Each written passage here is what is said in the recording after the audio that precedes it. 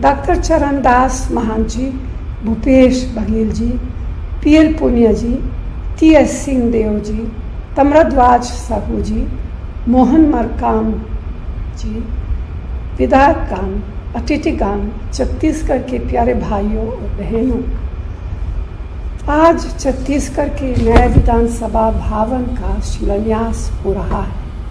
मैं सबसे पहले छत्तीसगढ़ मतहारी और छत्तीसगढ़ की जनता को इसके लिए ढेर सारी बधाई देना चाहती हूँ।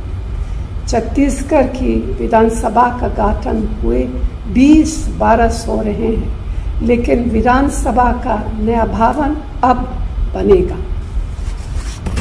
विधायक हमारे लोकतंत्र का सबसे बड़ा स्तंभ है, सबसे अहम स्तंभ है। संसद और विधानसभाएं हमारे लोकतंत्र के पवित्र मंदिर हैं। इन्हीं मंदिरों से हमारे संविधान की रक्षा होती है। लेकिन याद रखना होगा कि हमारा संविधान भवनों से नहीं, भावनाओं से बचेगा।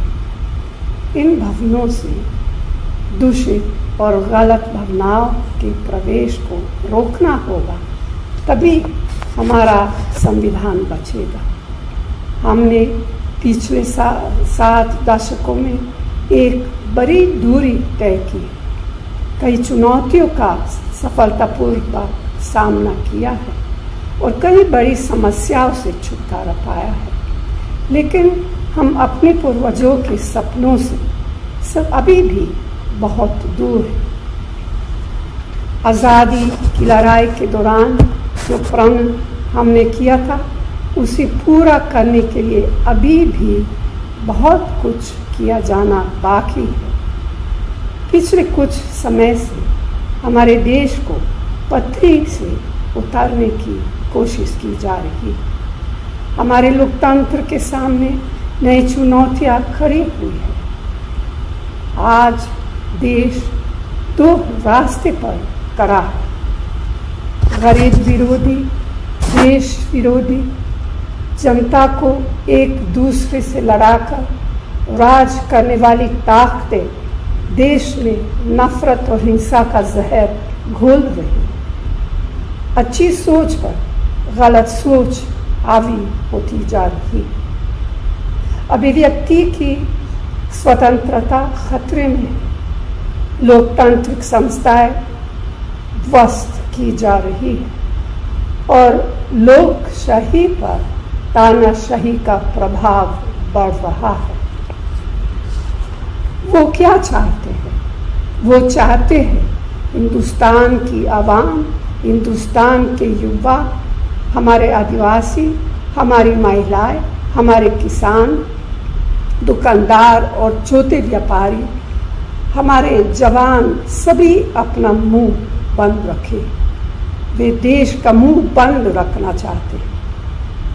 2 वर्ष बाद हमारी आज़ादी को 75 बरस पूरे हो जाएंगे। राष्ट्रपिता महात्मा गांधी, आधुनिक भारत के निर्माता पंडित जवाहरलाल नेहरू, संविधान सभा के अध्यक्ष जे.वी. मवलंकर जी और संविधान के रचयिता बाबा साहब अम्बेडकर सहित हमारे सारे पूर्वजों ने ये कल्पना भी नहीं की होगी कि आज़ादी के 75 बरस बाद हम ऐसे कठिन दौर का सामना करेंगे, जब हमारा लोकतंत्र और संविधान ही खतरे में पड़ जाएगा। आज हमारे लिए एक महत्वपूर्ण दिन है, जब हम एक नए विधानसभा भवन की बुनियाद रख रहे हैं और यही वह दिन है जब हम अपने लोकतंत्र की बुनियाद को सुरक्षित रखने की शपथ लें। हम आज शपथ लें कि जब तक हमारे हाथ में सत्ता रहेगी, हम कतार के अंतिम व्यक्ति को ही ध्यान में रखकर फैसले लेंगे। मुझे ये कहते हुए संतोष हो रहा है कि मुख्यमंत्री भूपेश बघेल जी के नेतृत्व में छत्तीसगढ़ की सरकार के फैसलों से अंतिम व्यक्ति का पूरा ध्यान रखने की कोशिश की जा रही है। 15 बरस की लंबी अवधि के बाद छत्तीसगढ़ में कांग्रेस की सरकार बनी है।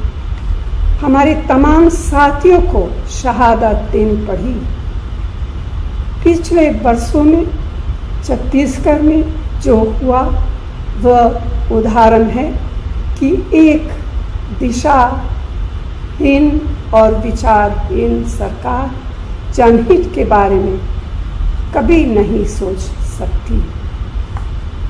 छत्तीसगढ़ एक संसाधन संपन्न राज्य है, लेकिन कुशासन ने इस राज्य को देश के सबसे गरीब और सबसे पिछड़े राज्य में तब्दील कर दिया।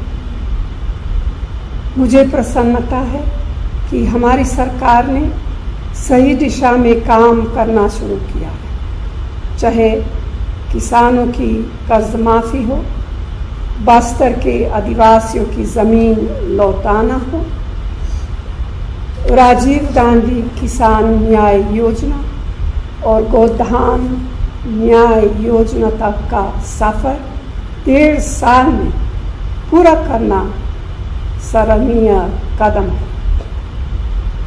कुपोषण के खिलाफ अभियान से लेकर हाट बाजार में इलाज और दवा का इंतज़ाम करने की योजना बनी है।